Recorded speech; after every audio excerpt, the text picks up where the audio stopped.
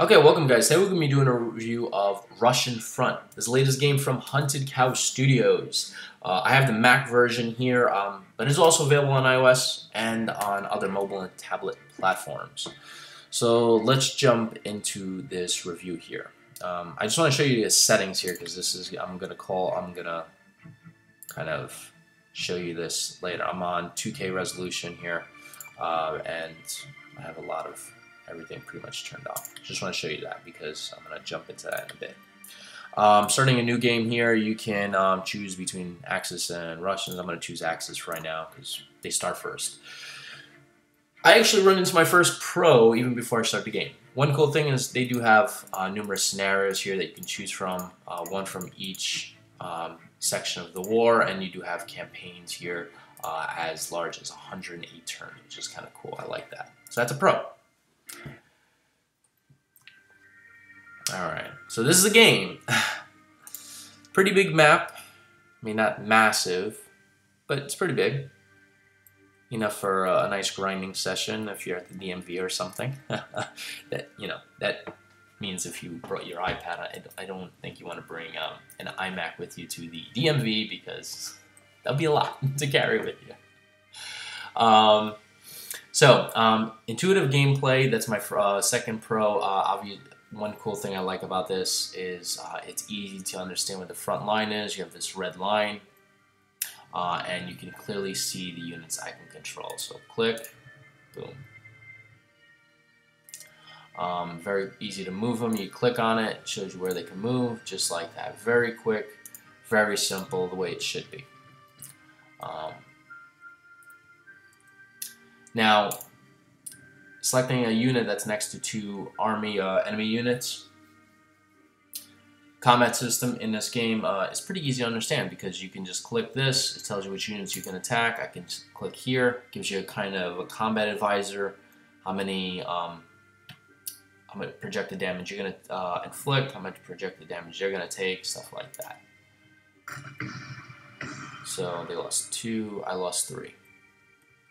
Pretty simple, easy to understand. Same thing with here. I can attack. 3. Now that's another thing I like. This the easy way it is to understand. You click on this, you attack. After the attack, it tells you they lost 2, you lost 1, and it goes away. Very easy notification system on combat results. I like that. And those are my pros. Now let's jump into the cons. First one I don't like is it's a low resolution map. I mean, that's Tula. I want to show you where Berlin looks like. That's Berlin. That doesn't look impressive. I can't even tell if that's a city. It's just, yeah, it's not that good. So yeah, it's a low res map. It's not. It just doesn't do it. I mean, obviously you can tell where the rivers are. Forest, mountain, I can easily tell what the mountain is. This is kind of 3D, but I mean, it doesn't seem like a lot of work's been done to the map. Not compared to the other games that I've seen being played. It's just not. Even if you zoom it out, I mean, it still doesn't look right. I mean, it's barely passable. I mean, I don't even know what that is. That looks like New York City from the top down, kind of stretched out, weird looking view. I mean, I just don't like the map at all. Just, yeah, it doesn't look like there was any work done to it, really. The second con, low-res graphics. I mean, the units, this is alright. If it was like 2000, this kind of brings me up, this kind of reminds me of the first combat mission back in the first release. Combat mission, I think it was Normandy, where you had like really, really low res units, which was great for like the 90s and maybe like 2000. This is 2014. This is not acceptable anymore. I'm sorry. It was acceptable back in the day. Maybe on, when like it was 1999, but I mean, I don't like it. It's just a lot more could have been done. Really could have. I mean, the tanks, they look a little bit better because there's some detail, more detail than actually the infantry soldiers, but yeah, the infantry soldiers need to get an upgrade boost in terms of how they look. Animations, they're simple. I mean, not that it's horrible, but I mean, it'd be kind of cool if, I don't know, it just seems basic. I think more could have been done. And the last con that I have is an artificial numbering system. So for example, I have 15 units here and I have 7 here. So when I look at a 15 numbered unit, and this is a 7 numbered unit, what does that mean? How many troops is this? And when I attack, so let's, for example, I'm gonna grab this. I have a 30 tank unit attacking a 7 infantry.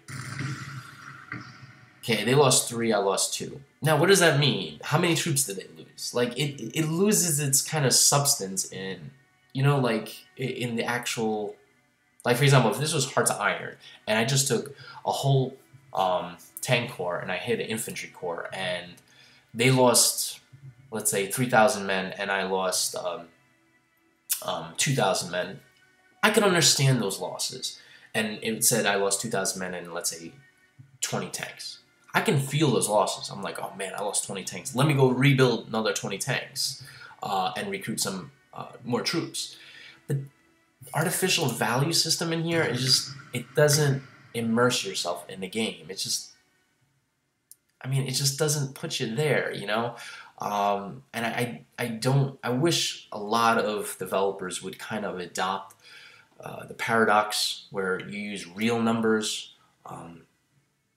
you know, like 50,000 man army, 100,000 man army, you know, something where you can actually sink your teeth into, and I kind of understand. But yeah, those are basically all my cons. Now the game retails for $9.99 for both Mac and iOS systems. If you do want a game to play and you want to get I call it a Soviet era Operation Barbarossa game, I feel like $9 honestly is too high for a game. I mean, even if they give you over 100 turns in this game, I still feel it's too basic for $9.99. You can get, for a little bit more money, you can get a game like Panzer Corps, which has a lot going into it, and a lot more detail, and a lot more scenarios and such. Honestly, if you really like the game and like the mechanics of it, and want to swing $9.99, honestly, I feel a game like this should be priced around closer to probably around $3 to $4. So, you know, if you want, you can wait for a sale. I'm sure there's probably going to be something for this Christmas. But honestly, $9.99 I think is too high. But that's my review, guys. I will catch you guys in the next one. See you then.